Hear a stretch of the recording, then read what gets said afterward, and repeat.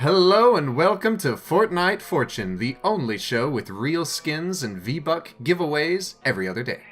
Fortnite is the biggest game in the world right now, so naturally a ton of game companies want to get a piece of that sweet, sweet $300 million a month pie. Today we're taking a look at some games that are in development right now that are trying to take down the Titan and kill Fortnite for good. Or at least take it down a peg. I'm going to be introducing each one of these games as Fortnite, but something. Because it seems like all these games, they just take what Fortnite's doing and just change one or two things. And there are so many Battle Royale games coming out, and more just got announced at E3, so I'm splitting this one up into two parts. But first, it's time to spin the wheel!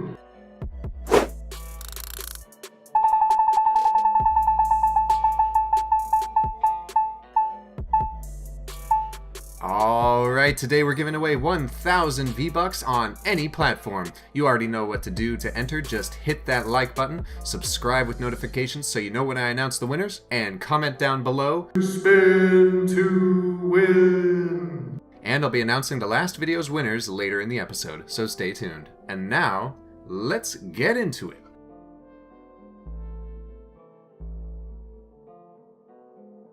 Europa. Fortnite, but Battlefield.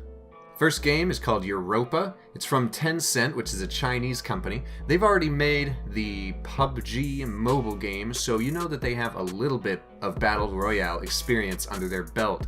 Now, so far, this game has only been announced for PC. We're not sure if it's going to come to other platforms, or even if it's going to come to other countries other than China. Right now, that's the only country that has officially been announced in. But I really hope it comes to the US, I really hope it comes to consoles, because honestly, this one does look pretty promising. You can see from the trailer we've got destructible environments, we have a whole bunch of vehicles that you can use.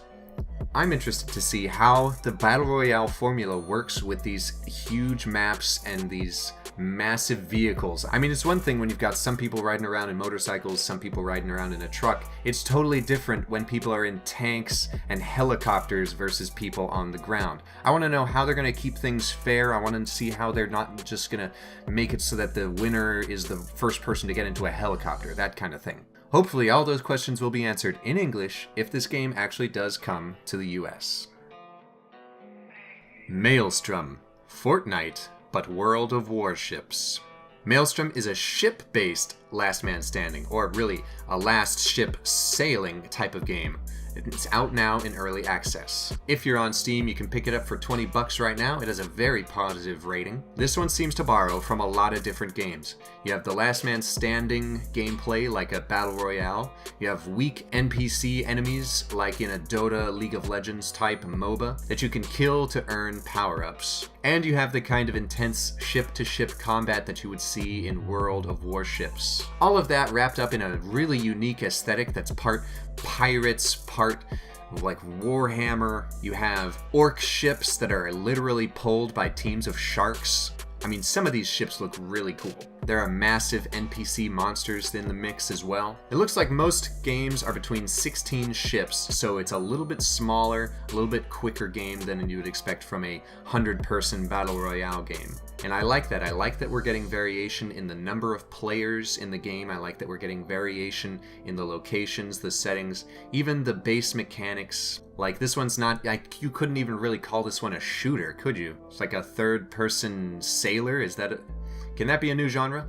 But like I said, this one is in early access right now on Steam. I think it's one to keep an eye on as it gets further on in development. Darwin Project. Fortnite, but the Hunger Games. This game is a lot smaller scale than your typical PUBG game. It's only 10 players plus one director. More on him in a minute. This game has a snowy, woodland atmosphere that reminds me a lot of The Long Dark. But not just because of the way it looks, you also have to worry about things like stamina and staying warm in the frozen wasteland. You can see the weapons in this game are a lot lower tech. You've got a lot of melee weapons and bows and arrows, with an occasional more powerful item supplied by the director. Now, about the director. This is one of the coolest parts of the game, I think. Not only do you have the main players, but you have one player who flies around as sort of this all-knowing, all-seeing game director, game show host, who has a bunch of powers available to him to make the game easier or harder for certain players. He can heal players, he can give them speed boosts, he can close off areas of the map entirely by dropping nukes on them. So if he sees a couple of players fighting it out in one particular area, he can decide to close that off and they'll only have less than a minute to escape. Which I think is hilarious because you're taking the trolls from all the other Battle Royale games and saying, alright, you actually get to troll as part of the game, not just taking away from the other's fun, you're actually adding to the fun. I think that's great. I think it's really going to be hard to get into that director role because I think who's not going to want to be the director messing with everybody, messing with the entire game behind the scenes. This one's in early access right now. Pick it up on PC and Xbone. Alright, the wheel is slowing down. Let's see who's won the starter pack. No, not that starter pack, this starter pack.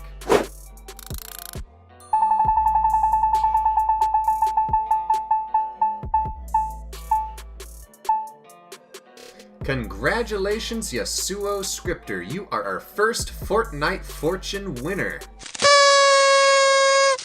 Check your inbox for how to get your prize before they change the starter pack again. Now, on to the next game. Islands of Nine. Fortnite, but Crisis. This next one takes a sci-fi setting and puts it on a beautiful tropical island. And it's purely first-person only. I think it looks beautiful, and some of its big features are vehicle combat, melee combat, non-player enemies that you have to contend with, and the big change, the game changer that they've made that's really going to shake things up, 5-player squads. That's right, 5.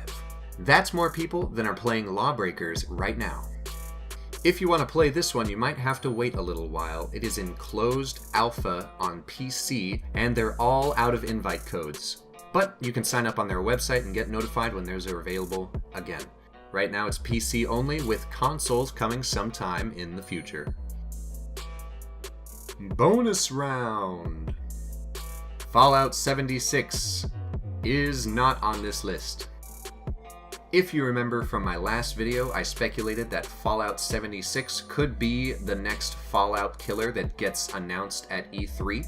The kind of game it's actually going to be is still a little bit out there, but it definitely isn't going to be a Fortnite clone. So take that potential Fortnite killer off your list. Alright, that does it for today. Sound off in the comments, are you excited for any of these games, and do you think any of them can come close to toppling Fortnite? To be honest, there are a few I want to see more of, but the fact that they're pretty much all in early access, beta, or even earlier tells me that Fortnite is going to be the king for a long time coming. In the next video, we're going to talk about what happened at E3, what new we can expect to see with Fortnite in the coming months, and in the video after that, we'll come back and cover the rest of this list. So, if you liked what you saw in today's video and want to get in on the next giveaway, drop a like and subscribe for new videos and giveaways every other day. Until next time, y'all take it easy.